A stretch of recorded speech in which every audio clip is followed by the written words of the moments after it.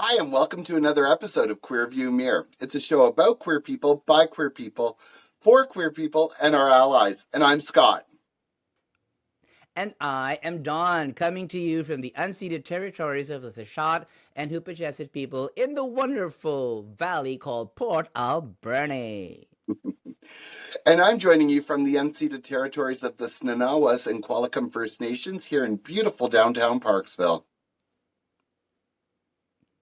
I am so excited because somebody is coming to join us here on View Mirror. And as usual, I'm going to throw it over to Scott. Which is Don's way of saying he didn't prepare for this at all. Of course, it's Friday. Oh, it's Saturday. Well, we're super excited to have Erin LeBlanc join the show. Erin is the author of A Stranger in the Mirror, which was an Amazon Top 10 bestseller. She is a Tri-Award recipient from 2017, and that award is for accessibility, equity, and human rights, given out by Queen's University. She holds 2 master's degrees, and she's an expert in international trade law. And on a more personal basis, she was one of our first ever interviews on the show. I was fortunate enough to meet her because we share a publisher, and she's been a friend of the show, ever since we first started talking, and we've certainly relied on her feedback and her expertise over the year. So we're super excited that she's going to be joining us on the show. Yes, I am so excited that the stranger in the mirror has joined View Mirror. And here she is.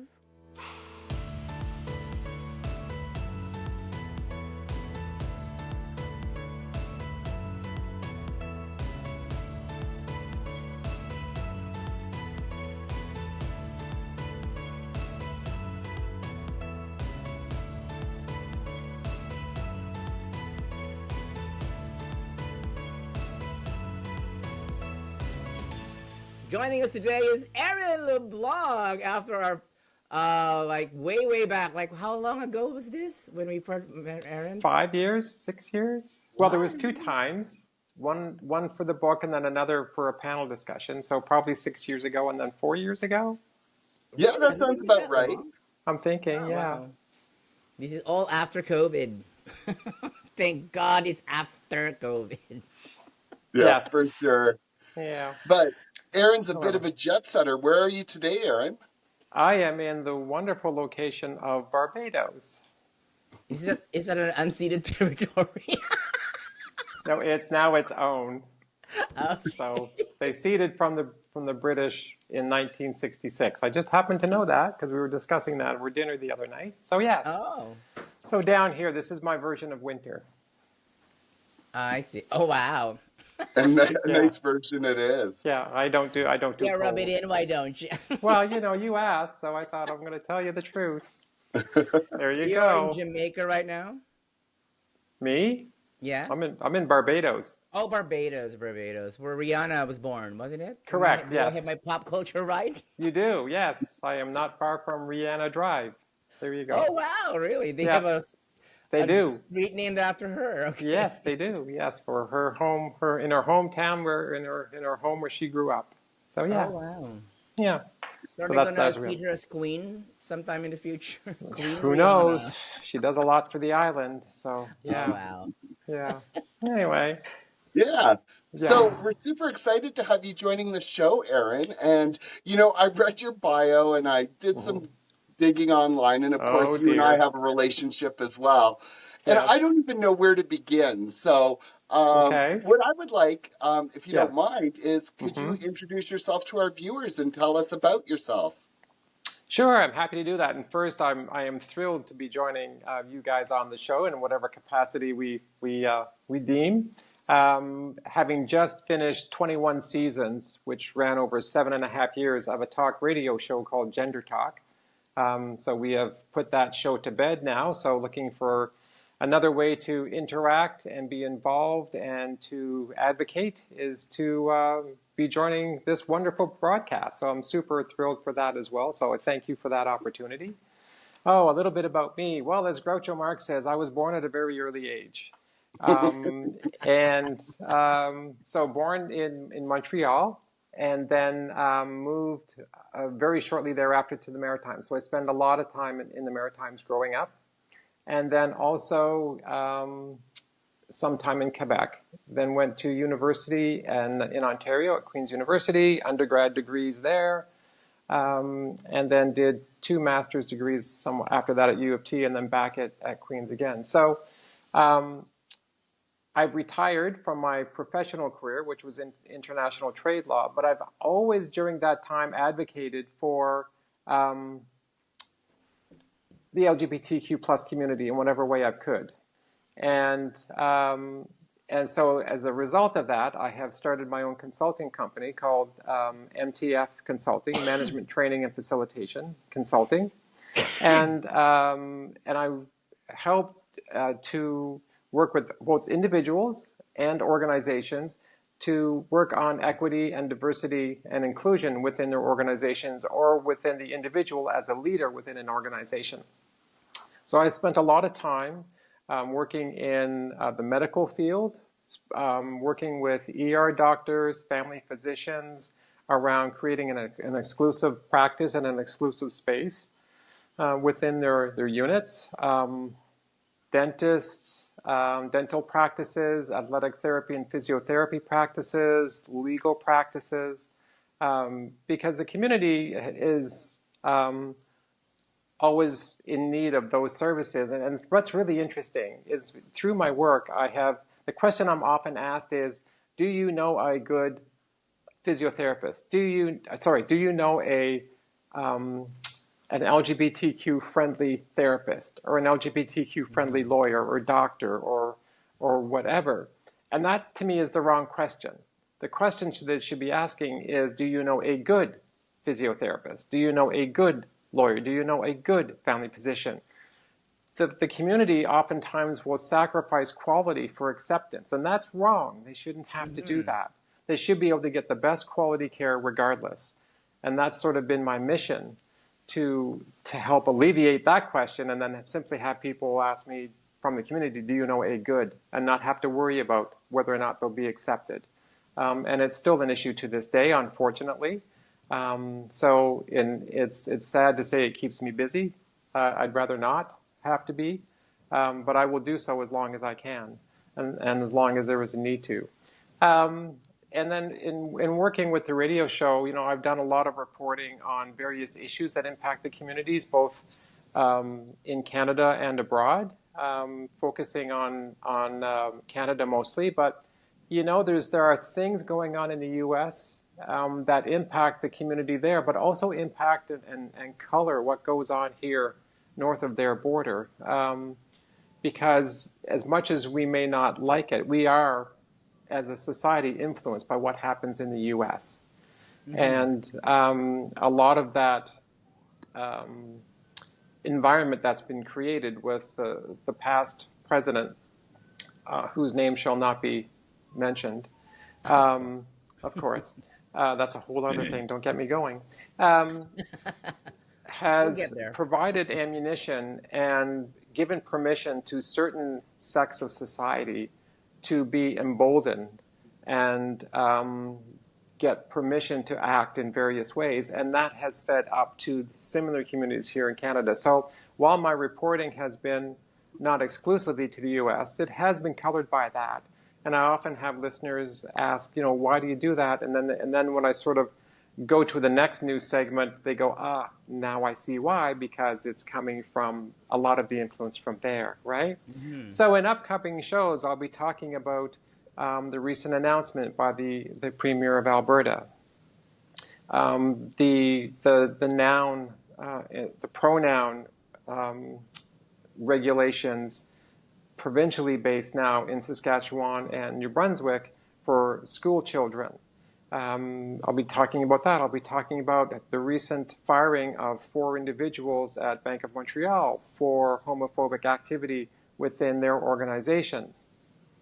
And then some influences from down in the States. I'll be talking about a few of those. So I have a number of stories that I am covering now that I would be reporting on and having a conversation with you folks to give that information to our viewers.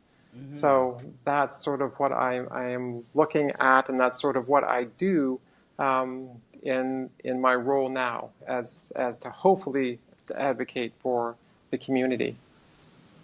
That's wonderful. Yeah. That's a Well, and mouthful. aside from your lived experience, you have Yes. a really unique background. Maybe you could share with the viewers what you did at Queen's University.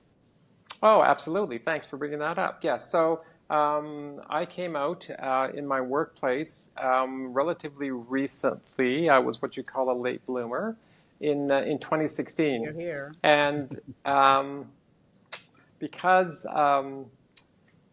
and the good news is that it went very, very well. We the university at the time had policies in place and protections in place for people of the community.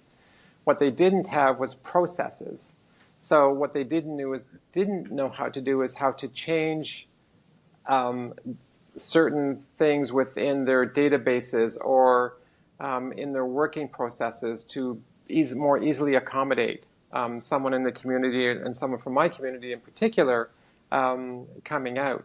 So we went through a very lengthy process around that. It was about 6 months from start to finish, from the time I started and made and gave notice to the time I actually did come out. And it was, like I said, very well supported, very well received. But we had to work hard on those processes. And as a result, I was very fortunate to be awarded the Tricolor Award for Equity, Diversity, and Inclusion from the university for identifying gaps and identifying lack of process to assist people in the community and coming out. And now it's all documented. And I knew, just by sheer numbers and I knew from personal information and experience that I was not the only one. There were a lot of eyes on me. I was the most senior. I was in executive position within a unit, as well as an adjunct lecturer professor teaching international trade law. So one of the most senior people that had come out, and a lot of people were waiting in the wings to see how it went before they come out. So I knew I had to get this right for their sake, because I was able to do it on the shoulders of many, many, many who came before me over the decades. And I feel privileged that I had that advantage, and I was really going to make sure that whatever advantage I had is passed on to those who were going to follow to make it easier for them. So basically it was, here are all the mistakes I made, and here's the fix so that you don't have to go through that, so it's an easier time for you, because that's what I was able to benefit from the past experience of others in the communities. So Wow, bravo. yeah. So it was an interesting learning experience. It was a great way to really open up the eyes of individuals who wanted to be supportive, but didn't know how. And that was the big thing. There are a lot of people that, of course I'm supportive, of course we need to do this, I just don't know how physically we do that. And, if you hear it once, that's fine, but when you hear it, 20, 30, 40 times in the course of 4 or 5 days, it gets to be like death of a thousand cuts, and it really does drag you down. And I didn't want anyone to do that. So now we've got that all documented and we're good to go. And we have other organizations that are also looking at that documentation to bring that in-house. So that was another thing to do it. So, for example, I did work with the City of London's police force, which is the 4th largest in the province of Ontario, around their policies on interacting with people in the transgender community specifically. And they hadn't thought to ask anyone in the community. So I appeared before the police board and I said, this is what you need to think about. And they were just going like, oh my God, of course we do. Like the will was there, but they didn't know how to do it, right? So of course we need to think about this. So I was engaged to work with them on that, on developing that policy. And I said, the first thing you have to think about when you're looking at policies and how to interact with any community, no matter what the background of the community is remember that the mantra for myself and for my community is nothing about us without us. If you're going to enact policies and rules and procedures that engage and impact my community, just ask. Just engage and ask me, is this what you want? Is this what would help? just ask those questions. And throughout that process, from the chief of police down, we nailed it down. And that was a really, I was very, very pleased and humbled and honored to be able to get involved with that process, because it just sort of spoke to me that there is willingness out there, but some people just don't know what's the first step. So by Yeah, the and sound of it, is there the Yep. potential of this being like implemented nationally or nationwide? That's The a great process, question. I mean, right? I think to a certain degree, but I think every community needs to look at their specific needs. Mm. So case in point was with the London police, they were simply going to take the Toronto City Police's policies and just implemented it. And when we looked at it specifically, there were things in there that didn't apply, and things that weren't there that did apply to our community with the specificity that we have. So I think it might be a good template, but I don't think it's a clear cut and paste. I think it needs to have the voices of everyone that's impacted involved locally. And that also, I think that exercise helps to build better relationships. It gets people to know people as people, regardless of what community they are, as human beings, to be treated with dignity and respect, and to feel that people are having things done with them and not to them. Mhm. So yeah, Absolutely. long answer to a very short question, but an excellent question. No, and absolutely, that's, amazing and fantastic. I'm fortunate enough that I sit on an EDI committee as well, Mm-hmm. and I think there really are a lot of really well-meaning people out there, Yes. who just kind of need that structure, that nudge, Mm-hmm. you know, that ability to look through someone else's eyes at Right. Mm-hmm. inclusion, for instance. So, And that's an excellent point. And that's exactly what I've been finding. And as I do report on these news items, when I was doing some background, I flew to Saskatchewan to talk to people about the Saskatchewan pronoun law for school children, for minors.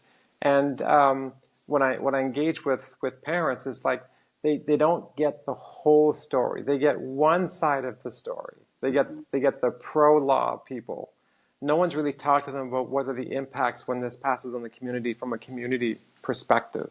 So when I was talking to those parents, what I found is that people are in their own minds and in their own lives are very accepting. And they say, well, of course, I would want my child to be able to be safe in school. mhm. There's no hesitation around that. But what I find is that because they are accepting and they don't have a problem with anyone in the community, they just assume that everyone is like that. Mm-hmm. And so they are constantly shocked to learn that, oh my God, like I didn't realize this was an issue. I didn't realize there was still harassment. I didn't realize there was still bullying. I still didn't realize that children, young people, and those of any other age are not accepted by their families. Like I can't understand how that happens because I can't understand it for me. They don't realize this is still an issue. Mm-hmm. They think that Canada is fine, and they don't understand how this could possibly be, that there are people out there who would do those horrific things. And they say, well, don't we have protections? And I say, yes, from province to province, and in some aspects federally, there are protections. But, it's still illegal to rob a bank, but people do it. Just because there's a law doesn't mean that behavior doesn't continue to happen.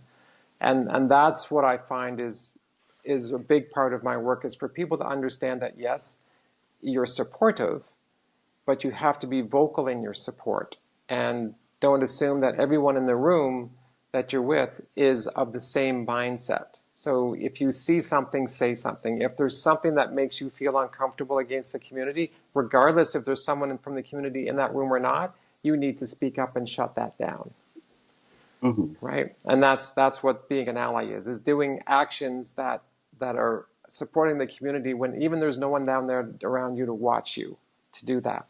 And that was a really fun thing and cool thing that I saw when I came out, excuse me, is that there were people who were allies. There were people who were out there who were shutting down conversations about my situation, and I wasn't even in the room.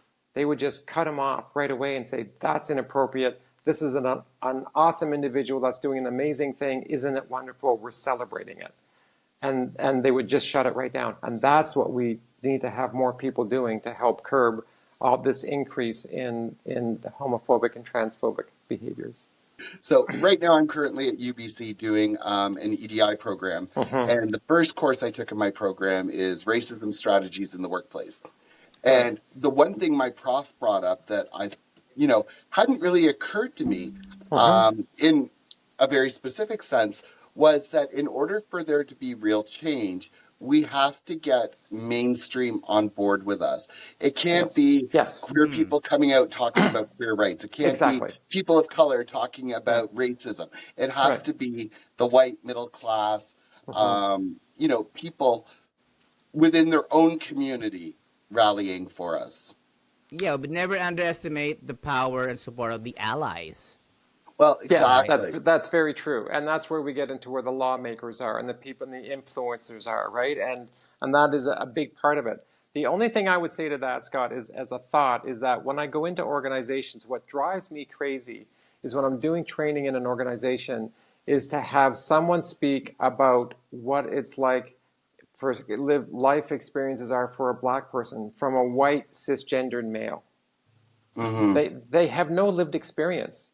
Like, I am not an expert. The only thing I'm the world's leading expert on is one thing, and that's me.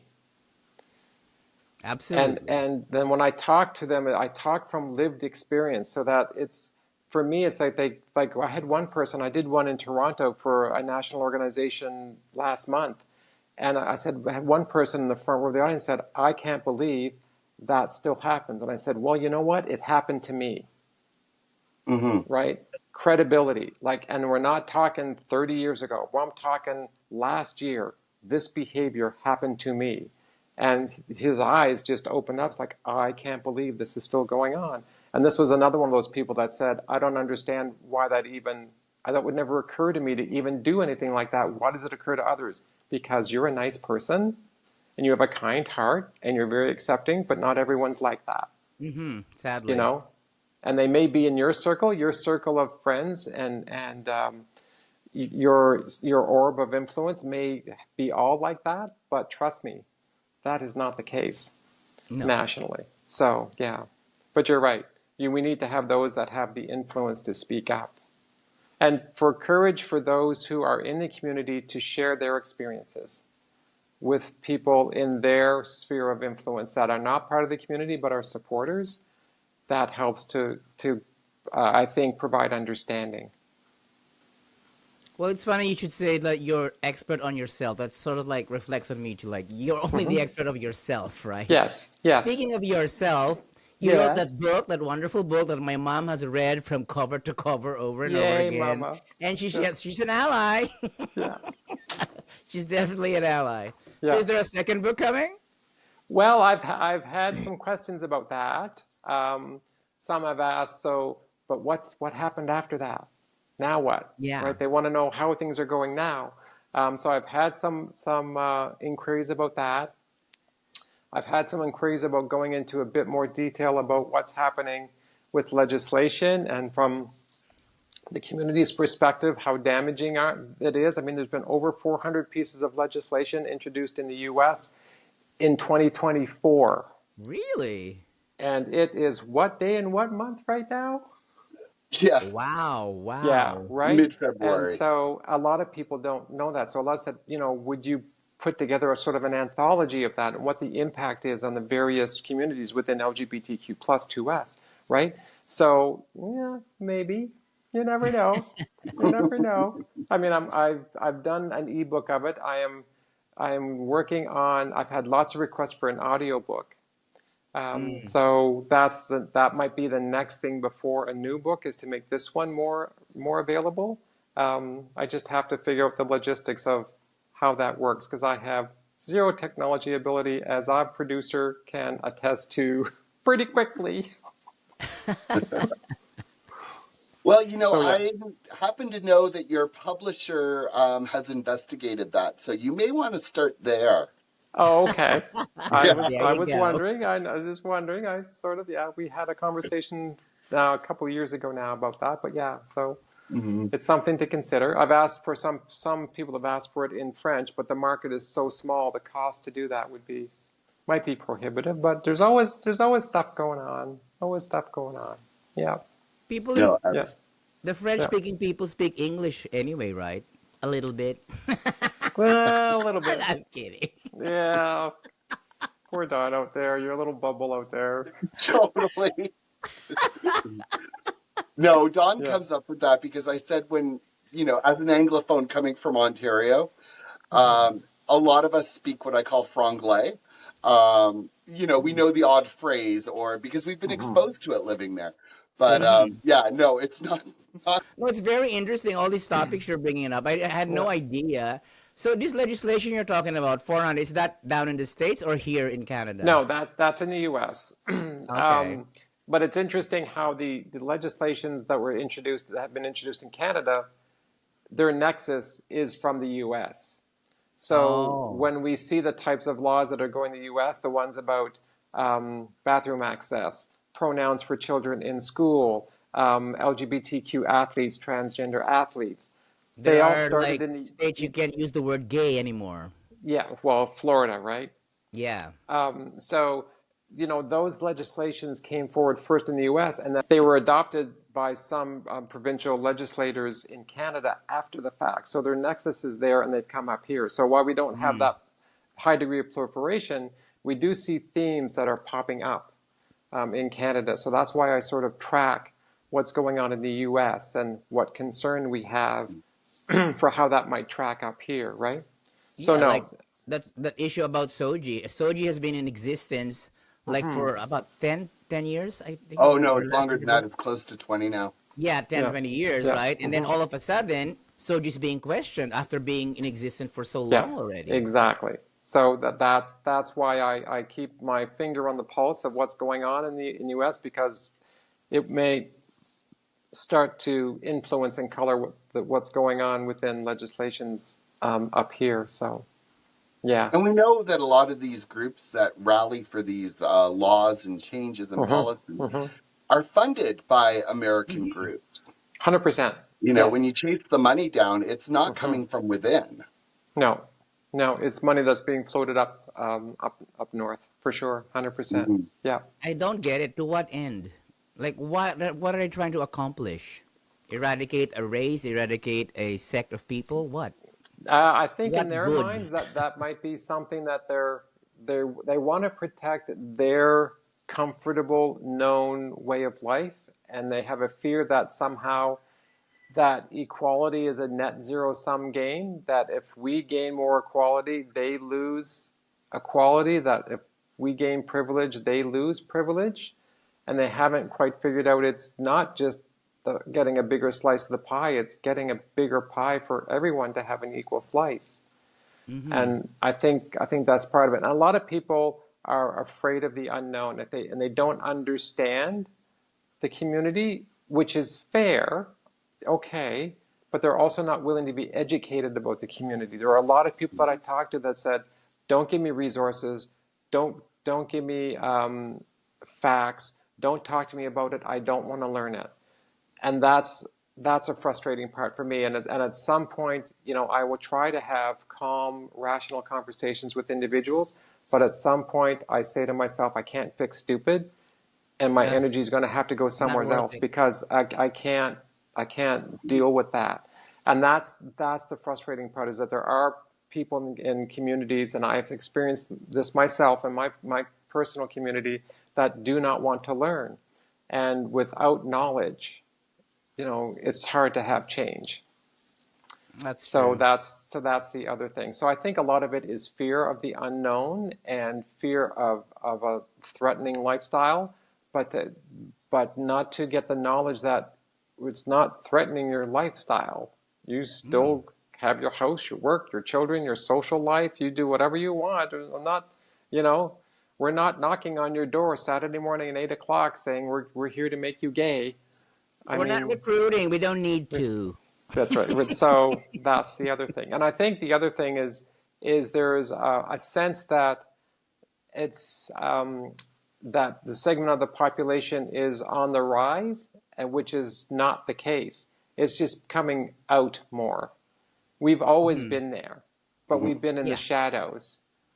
And because we're now coming into the sunlight, because we have felt more protected and safer and supported until the recent past of you know who down south, I think it's almost to them it's like a contagion, and they think that it's on the rise and that it's a choice that people are choosing this when in fact the incidence rate is the same, but it's just more obvious now, and I think that's also what they don't understand and feel threatened.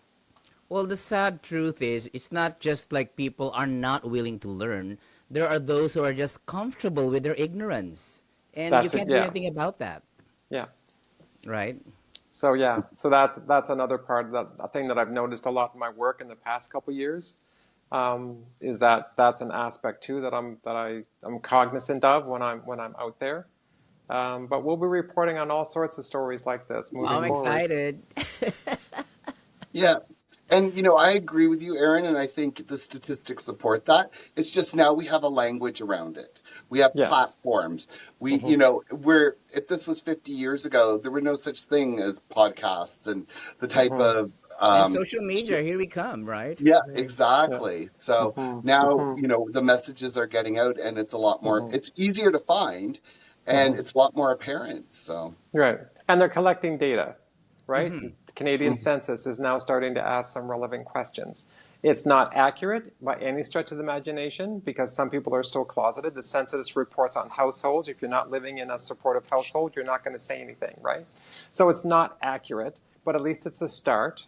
We have research going on by very reputable organizations and institutions around the communities. TransPulse from University of Western Ontario, the Williams Institute from UCLA, are all coming out with verifiable, very robust studies and statistics and data, and that's becoming more apparent as well. Well, I am so excited to have you as a regular on the show. Thank you for reaching out. It's Yeah. going to be like Queer View Mirror, Stranger in the Mirror. We're combined. There you go. There Yeah. you Strange go. queers in the mirror. I'm so happy. I'm overjoyed to have Erin joining us on the show. What about you, Scott? Oh, me too. I mean, Erin is going to bring such a unique perspective Hmm. to the show, and she'll be able to break some stuff down into bite-sized pieces for everybody. And yeah, I mean, I can't be more excited. I'm so thrilled to have her joining us.